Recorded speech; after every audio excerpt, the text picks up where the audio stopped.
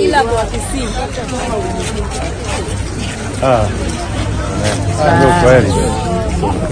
Hapo kwa ndani. Okay.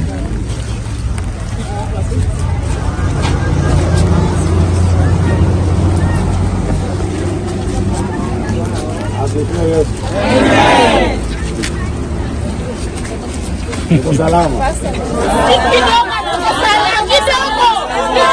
Hatuko sawa kabisa.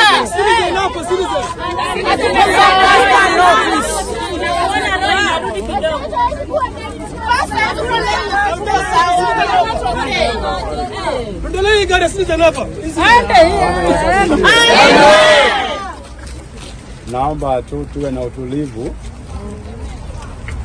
kwa hii muda kidogo. Manake serikali inafanya kazi yake, wamalize, si ndio?